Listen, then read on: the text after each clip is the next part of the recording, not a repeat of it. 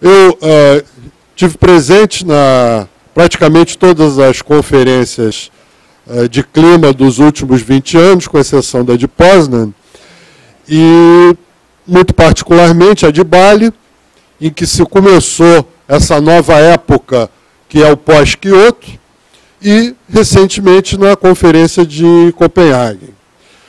E saí de lá, desse processo, basicamente com duas conclusões. Em primeiro lugar, é uma opinião pessoal, naturalmente, que o sistema das Nações Unidas ele é estruturalmente incapaz de negociar um acordo que seja de fato eficaz para a meta colocada pelos cientistas do IPCC, que é manter o aquecimento global em 2 graus centígrados. E, em segundo lugar, que nesse momento a bola está com as cidades, com a opinião pública dos diversos países do mundo, com os movimentos, com o poder local e até o poder estadual. E que vai ser a mobilização que ocorrer no âmbito das cidades e dos estados e da opinião pública dos diversos países, não importa que tipo de regime, então, a China por um lado, Estados Unidos por outro, que isso de fato pode gerar as condições de acúmulo para um paradigma político diferente no âmbito internacional do que aquele que tem prevalecido nas últimas conferências. Porque nós vivemos um impasse profundo, e o Conrad se referiu ao G2, Estados Unidos e China, e eles parecem 2 lutadores de sumô envolvidos num clinch e do qual eles não conseguem sair. Os Estados Unidos, a gente sabe, teve um progresso importante quando um governo negacionista da questão climática, como era a administração de George Bush, foi substituído por um governo que formalmente reconhece que, de fato, esse é um problema muito sério e propõe medidas concretas, modestas, do ponto de vista da responsabilidade histórica dos Estados Unidos, mas concretas no sentido de propiciar um avanço. Mas esse governo, dada a característica dos Estados Unidos, do ponto de vista até constitucional, ele não é capaz por si só de fazer valer essas propostas. Elas têm que passar pelo Senado.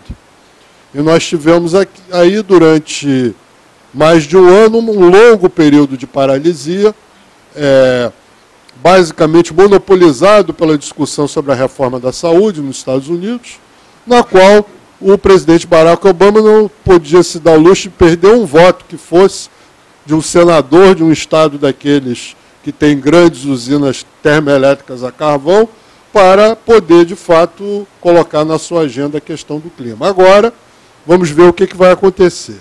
Mas, diante desse imobilismo dos Estados Unidos, a China, que hoje é o principal país emissor, ela também colocou uma posição muito clara de que não pretende buscar metas absolutas de redução de gases de efeito estufa e muito menos metas que sejam internacionalmente obrigatórias, sejam amarradas por um tratado. O máximo que a China e a Índia estabeleceram é uma redução por ponto de crescimento do PIB. Então, que é um tipo de medida que, se de fato o PIB chinês continuar crescendo, como tudo indica que vai crescer, ao mesmo ritmo da última década, nós de fato caminhamos a uma situação assim, extremamente grave. Então nós temos esses 2 lutadores do sumô agarrados num clinch, e a Índia com uma postura muito semelhante à China, a Europa mantendo de forma precária os seus compromissos assumidos desde a época de Kyoto. São os únicos países do anexo 1, junto com o Japão, que de fato têm cumprido as suas metas, estabelecendo uma meta de redução com relação a 2020, inclusive aquém do que poderia estabelecer. E eu fui testemunha na conferência de Copenhague, da irritação de vários embaixadores ali da comunidade europeia, quando foram abordados pela China, dizendo: vem cá, vocês não podem falar nas metas de redução em relação a 2020, vocês estão colocando metas demasiado ambiciosas e estão nos deixando numa situação delicada. Moderem as suas metas. Isso foi colocado claramente pelo representante da comunidade europeia no final da conferência, quando às 4 da manhã se instaurava aquela confusão. Então, nós estamos, de fato, num momento de impasse. O Brasil apareceu nas duas ocasiões, tanto na Conferência de Bali como na Conferência de Copenhague, como dos raros portadores de boas notícias. Na Conferência de Bali, através da então ministra do Meio Ambiente, Marina Silva, o Brasil anunciou pela primeira vez um significativo corte do desmatamento na Amazônia, das queimadas e das emissões resultantes desse processo. E, na Conferência de Copenhague, apresentou, de fato, uma posição avançada, comparativamente à China e à Índia, naturalmente, e mesmo comparativamente aos Estados Unidos. Então, nós chegamos a uma situação de impasse que poderá eventualmente evoluir muito lentamente, se houver, por parte do Senado norte-americano, uma sensibilidade que até agora não existe indício que de fato vai haver. As notícias que chegam não são muito animadoras. E, por outro lado, mudanças de atitude na China e na Índia que também não parecem muito claras no horizonte. No caso da China, existe uma ambiguidade. Por um lado, de fato, a China coloca uma posição extremamente dura e intransigente em relação a qualquer meta, qualquer objetivo e qualquer compromisso. A lógica deles raciocinarem é uma lógica de um país historicamente recalcado do ponto de vista internacional, que agora está num status de grande potência e preza, sobretudo, a ideia de não ingerência nos seus assuntos internos.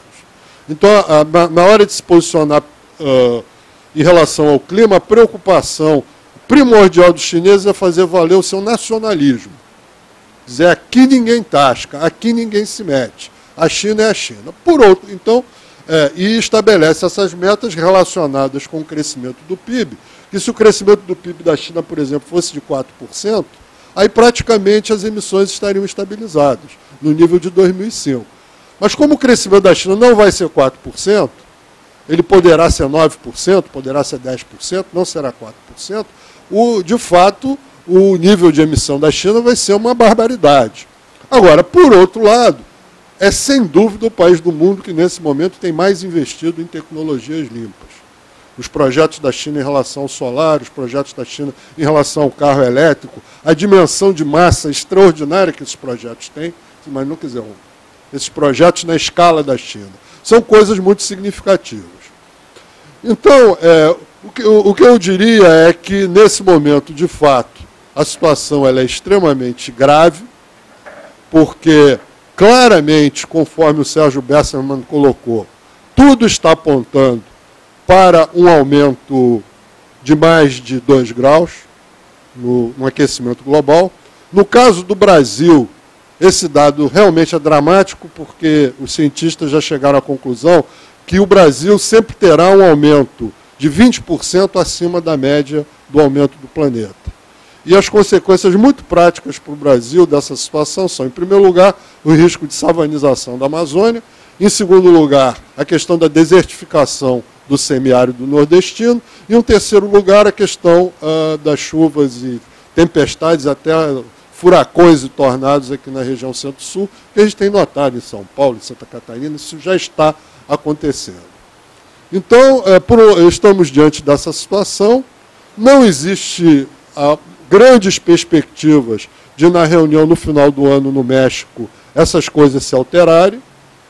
Então, de fato, há um impasse planetário que só pode ser quebrado pela mobilização na base das cidades, dos estados, das opiniões públicas.